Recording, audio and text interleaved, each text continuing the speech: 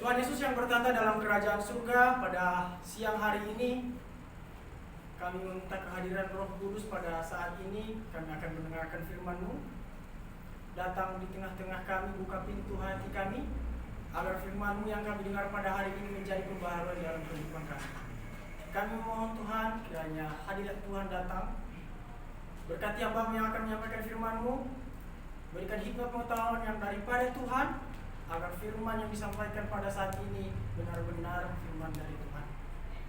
Doa kami ini hanya kami minta dalam nama Tuhan Yesus Kristus. Amin. Amin. Silakan duduk. Saya sapa kita semua. Shalom. Shalom. Kurang semangat. Sekali lagi. Shalom. Shalom. Terima kasih. Pada saat ini, pertama-tama saya mengucapkan terima kasih atas kesempatan yang telah diberikan kepada saya untuk mengambil bagian pelayanan pada hari ini.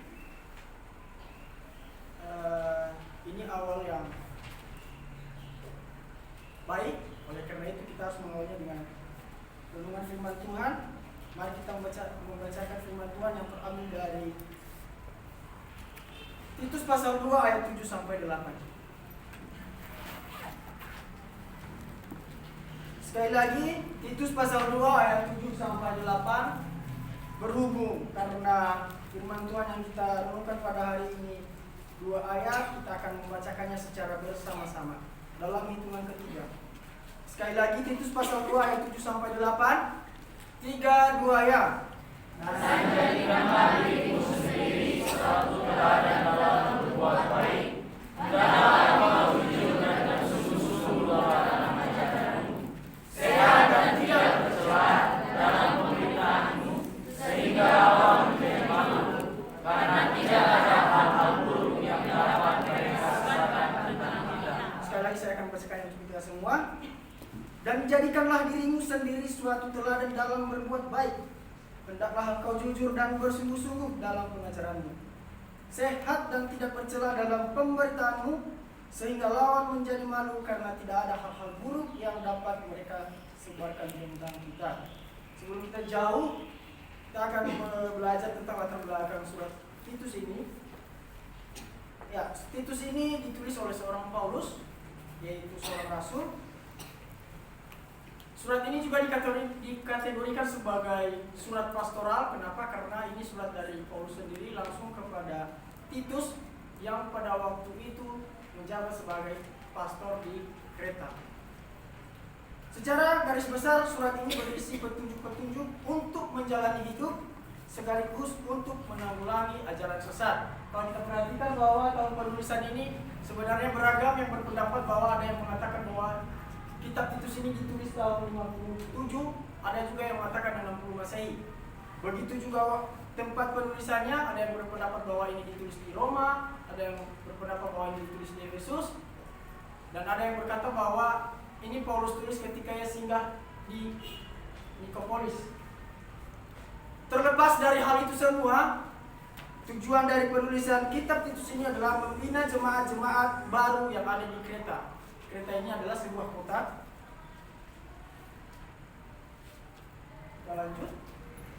Berdasarkan firman Tuhan yang sudah kita bacakan tadi dari Titus 2 ayat 7 sampai 8, maka tema kita pada pagi hari ini adalah integritas. Sekali lagi, tema kita pada pagi hari ini adalah integritas, ataupun orang Kristen yang memiliki integritas. Dari sekian banyak orang yang berpendapat tentang integritas, biasanya kalau dosen mengajar kepada kita semua pasti akan menanyakan bagaimana pandangan kita tersendiri tentang suatu hal topik yang dibicarakan. Maka saya mampu menyimpulkan bahwa integritas adalah merupakan gambaran diri yang terlihat dari perilaku dan tindakan sehari-hari. Namun menurut KBBI, integritas adalah mutu, sifat, dan keadaan yang menggambarkan kesatuan yang utuh sehingga memiliki potensi dan kemampuan memancarkan kewibawaan dan kejujuran. Jadi sederhananya bahwa integritas ini adalah integritas ini mampu menunjukkan siapa kita. Dengan hal itu membuat kita memiliki wibawa ataupun kewibawaan. Contoh sederhananya, saudara-saudara yang terkasih dalam nama Tuhan Yesus Kristus, ini mungkin sering terjadi dan sangat, ya bisa kita katakan suatu perkara kecil. Kalau misalnya ada orang yang memberikan kita SMS, chat kita di WA, mungkin kita tahu motifnya dan kita lihat dan kita berkata bahwa nanti saja. Mungkin beberapa waktu berikutnya kita membalas, maaf ya baru baca, mungkin masih benar. Tetapi kalau kita balas dengan mengatakan bahwa maaf ya baru lihat, kita sudah berbohong. Saudara-saudara yang terkasih, bahwa ini suatu hal perkara kecil. Tetapi saya mau katakan bahwa orang yang mau belajar terus itu, dari hal-hal sekecil ini pun harus benar. Amin. Amin. Oke, berdasarkan tema kita pada hari ini yaitu integritas.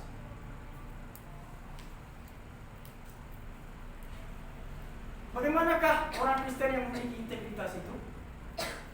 Ini pertanyaan sederhana kepada kita tentang tema kita pada hari ini. Poin yang pertama adalah tidak munafik.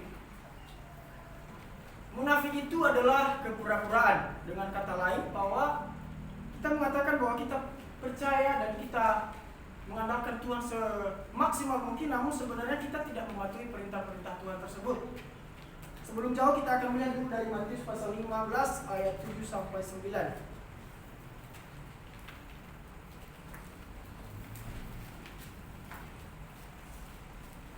Satu orang membacakannya bagi yang sudah menemukan. Karena tidak ada yang menemukan, saya akan membacakannya sendiri. Firman Tuhan berkata demikian, hai orang-orang munafik, benarlah nubuat Yesaya tentang kamu, bangsa ini memuliakan aku dengan bibirnya, padahal bibirnya jauh daripadaku. Padahal hatinya jauh daripadaku. Percuma mereka beribadah kepadaku, sedangkan ajaran yang mereka ajarkan ialah perintah manusia.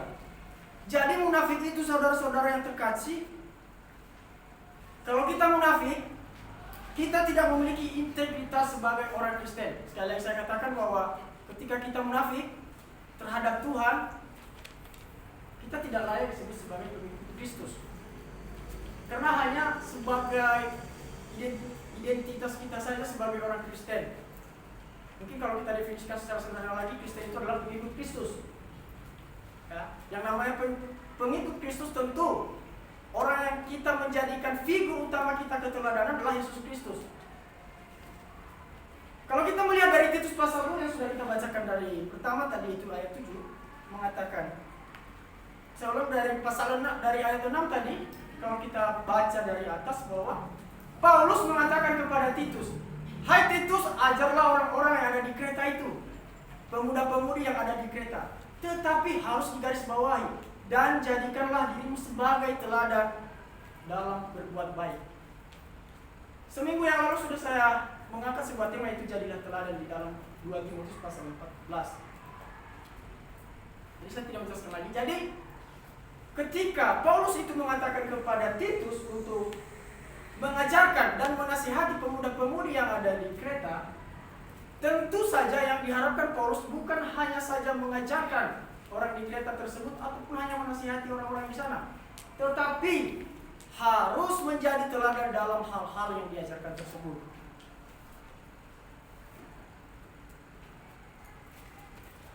Berdasarkan firman Tuhan yang sudah kita bacakan dari poin pertama ini, tentu ini menjadi pertanyaan tersendiri untuk kita yang ada di sini pada saat ini, bahwa pesan firman Tuhan yang disampaikan Paulus kepada Titus, apakah kita sanggup melakukannya, bahwa kita ini akan dipersiapkan untuk menjadi seorang pelayan firman ke depan? Apakah kita mampu memiliki integritas bahwa kemunafikan itu tidak ada? Ini menjadi pertanyaan buat kita lepas pribadi.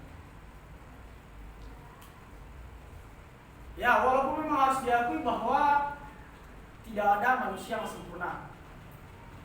Kalau ada saintis mengatakan bahwa yes, nobody perfect. Nobody perfect, artinya tidak ada manusia yang sempurna. Jadi saya pikir bahwa memang kita tidak sempurna, tetapi kalau kita selalu mengandalkan Tuhan dan benar-benar berada di dalam naungan Tuhan tanpa kemunafikan, maka hari-hari demi hari kita akan diperlengkapi oleh Roh menuju kesempurnaan iman tersebut. Amin. satu hal yang harus kita tahu bahwa memang mengandalkan Tuhan itu adalah harga mati dari iman kita seorang Kristen. Itu wajib. Tetapi kita harus tahu bahwa ada di dalam Markus 12 ayat 30 sampai 31 mengatakan bahwa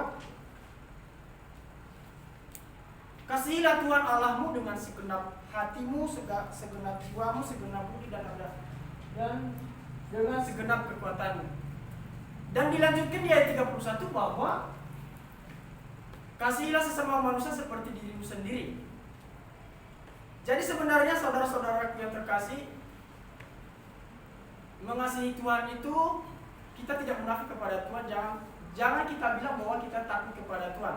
Tapi ketika kita sakit, mungkin kita mencari dukun atau sejenisnya lah ya. Jangan kita bilang takut kepada Tuhan, tapi pas ada pohon besar yang goyang-goyang, kita bilang itu setan, menakutkan dan segala macam. Ya mungkin itu contoh-contoh sederhana. Dan kenapa saya di ayat 31 Markus ini mengatakan bahwa kita juga sebenarnya tidak boleh munafik kepada sesama kita manusia. Kalau kita jangan munafik kepada Tuhan, maka kita juga jangan munafik kepada sesama manusia. Karena mengasihi Tuhan itu adalah melakukan perintah-perintahnya Tuhan. Ya, perintah Tuhan itu adalah mengasihi sesama manusia. Karena pada saat ini kita sering menemukan bahwa ya pelayan Tuhan pun atau pendeta banyak sekali masih menyimpan iri hati, dendam dan sebagainya kepada sesama pelayan, bahkan itu sesama pelayan. Ada pendeta khotbah ketika saya mendengar bahwa kadang-kadang ada jemaat yang mungkin pergi dari suatu gereja hanya karena tidak suka dengan pendetanya. Yang menjadi pertanyaan itu terletak permasalahannya di mana. Jadi oleh karena itu kita ini kan dibentuk dalam menuju hal itu. Mari kita harus memperlengkapi diri untuk memiliki integritas supaya tidak bermuka dua, menyalahkan orang lain, suka menggosipkan orang lain. Apa salahnya kalau kita ada yang tidak kita suka, kita bilang. Karena kita di asrama juga sering mengalami hal itu. Jadi kita mengasihi Tuhan tanpa kemunafikan dan mengasihi manusia tanpa kemunafikan. Barulah kita disebut sebagai orang Kristen yang berintegritas. Poin yang kedua adalah bagaimanakah orang Kristen yang memiliki integritas itu? Poin yang kedua adalah jujur. Sebuah jurnal saya baca dan saya mengutipnya yaitu di Kristen Alkitabiah.com mengatakan jujur adalah moral yang sejati yang berasal dari hati yang bersih lalu diterjemahkan ke dalam tutur kata dan perbuatan. Itu adalah jujur. Jadi kalau isi hati kita memaki, ya berarti itu adalah moral kita yang sejati. Memang harus diakui seorang yang berbicara juga pada saat ini memang dulunya suka memaki, tapi dulu sekarang udah nggak lagi. Amin. Amin. Haleluya. Jadi, namun kita lihat dari menurut KBBI jujur itu adalah kelurusan hati atau ketulusan hati. Itu menurut jurnal dan KBBI. Coba kita melihat dari firman Tuhan dari Matius 5 ayat 37. Bagi yang sudah menemukannya katakan amin dan silakan membaca. Kita semua mengatakan amin, jadi saya akan membacakannya sendiri. Jika ya, hendaklah kamu katakan ya. Jika tidak, hendaklah kamu katakan tidak. Apa yang lebih daripada itu berasal dari si jahat. Amin. Amin. Coba saya tanya, siapa yang pernah berbohong di sini? Oke, saya lanjutkan. Siapa yang pernah berbohong demi kebaikan? Ada banyak. Hari ini firman Tuhan mengingatkan kita untuk berhenti melakukan itu. Walaupun tidak berhenti, saya bilang tadi walaupun perfect. Tapi jangan salah paham yang saya maksud ya. Di pelan-pelan. Memang apa namanya ya? Seperti halnya kebiasaan lama yang sudah menjadi darah daging kita, kalau spontan itu ditukar dengan suatu kebaikan itu mustahil. tetapi mari kita perlahan. Makanya saya bilang tadi, kalau kita mengandalkan Tuhan, benar-benar bersekutu dengan Tuhan, hari demi hari kita akan diperlengkapi dengan Roh untuk menuju kesempurnaan. Jadi firman Tuhan ini mengatakan bahwa bohong yang tetap dosa karena tidak jujur. Ya. Karena firman Tuhan mengatakan jika ya katakannya jangan bilang ragu-ragu, kan biasanya ada pilihan ragu-ragu, Kadang-kadang. setuju, tidak setuju, segala macam. Nah, di firman Tuhan tidak ada hal itu. Yang ada dua saja, ya dan tidak. Oke? Selain dari itu. Jadi nanti jangan ada yang mengira bahwa sebenarnya saya mau jujur, tapi ya saya takut aja ini masalahnya makin besar. Jadi untuk memperbaiki hal-hal yang mengantisipasi hal-hal yang terjadi, maka saya berbohong. Jadi memang dulu waktu saya masih kerja di koperasi, dulu waktu saya masih di Padang, saya kerja sebagai dokter di koperasi di Padang. Saya mampu mengatakan diri saya ini, dan memang saya mampu melangkahnya. Misalnya dibilang, saya ini adalah salah satu manusia paling jujur di dunia. Dulu ya. Tapi soal jujur, sorry, saya ulang deh. Dulu itu saya orang paling setia maksudnya. Percaya nggak kalau saya setia? Oke. Kalau buaya itu sebenarnya proses. Oke, dulu saya ini setia sekali. Tunggu dulu, masih belum selesai ngomong. Tapi soal jujur tidak bisa. Kenapa? Karena seorang debt collector itu nggak bisa jujur seutuhnya kepada nasabah. Karena pada prinsipnya nasabah adalah uang ataupun nasabah adalah cuan. Dulu waktu saya masih kerja. Jadi kalau saya melihat ada nenek-nenek yang meminjam atau emak-emak yang mungkin bisa diajak kompromi untuk bisa mendapat keuntungan dalam per hari itu, pasti saya memutar-mutarkan bagaimana membohongi hal ini. Tapi memang ketika saya sampai di sini, sebenarnya saya mau mengingat hal itu dan membuat saya sedikit gimana ya? Menyesal. Ya, itulah. Tapi sudah berlalu. Ada lagu yang mengatakan yang lalu biarlah berlalu. Jadi jujur itu susah. Bahkan ada yang bilang jujur itu mahal. Karena ya sangat susah untuk melakukan dan mengaplikasikannya. Tetapi firman Tuhan mengatakan, sekali lagi saya bilang ya, bahwa firman Tuhan menegur kita, mari setiap kita harus jujur supaya kita ini memiliki integritas sebagai orang Kristen. Jangan nanti kita ini hanya dikenal sebagai orang Kristen hanya di identitas dan status. Tetapi kita harus mampu membuktikan bahwa kita ini adalah orang Kristen yang benar-benar pengikut Kristus yang sejati lewat kejujuran kita. Amin ya. Amin. Jadi mulai sekarang untuk kalangan kita anak asrama, ini juga sering kita lakukan, dan berarti kalau kita berarti termasuk saya ya. Kalau ada yang tanya pengurus asrama, kenapa nggak makan? Pasti alasannya kalau nggak sakit ya puasa kan. Padahal di kamar makan kopi sambil video call. Jadi kalau makan kopi sambil video call di dalam kamar itu suasananya kayak di pantai sih, kayak asik benar. Di pantai. Tapi ya bukan Pak. Jadi Memang terjadi. saya berharap bahwa dengan firman Tuhan yang sudah kita dengar pada hari ini mampu membuat pembaharuan dalam hidup. Amin. Hari ini kita puasa. Ya. Jadi setiap amin yang diaminkan itu harus dilakukan ya. Oke. Jadi sederhana yang mungkin sering kita lakukan juga adalah cewek-cewek ini memang yang sering berbohong. Jangan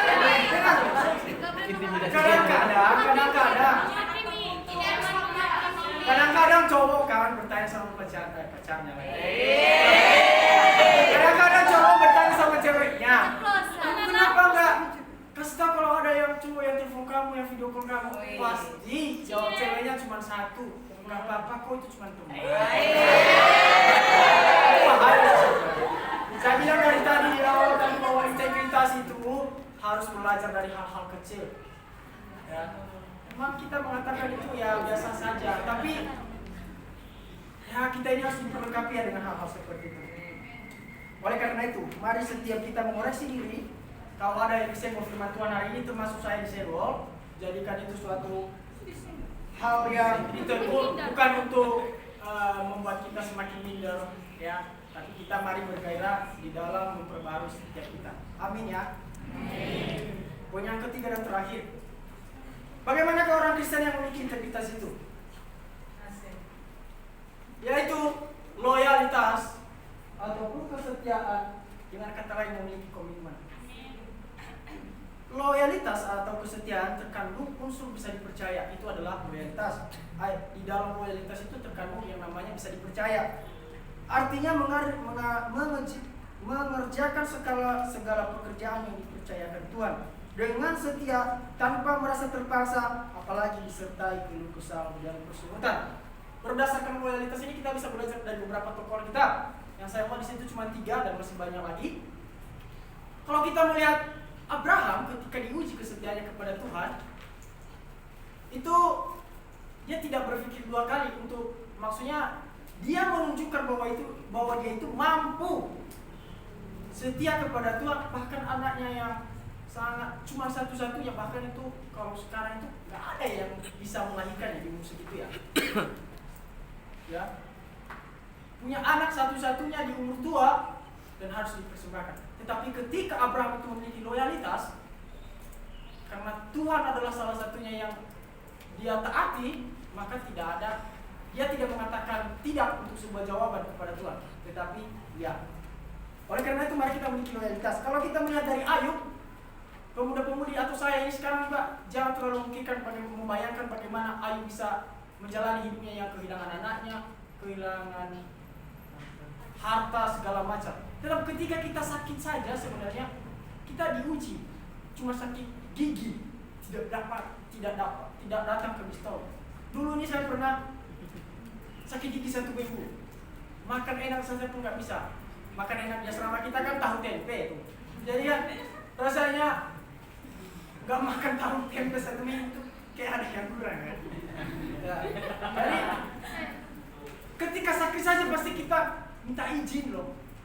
Nanti ya saya nggak bisa datang, kenapa sakit. Tapi kalau kita melihat dari kehidupan Ayub dengan loyalitasnya yang tinggi, itu tidak apa-apanya. Dan kalau kita melihat dari seorang Daniel, tokoh kita, Daniel loyalitas diuji ketika ia memiliki ataupun mendapatkan hukuman dari Nebukadnezar.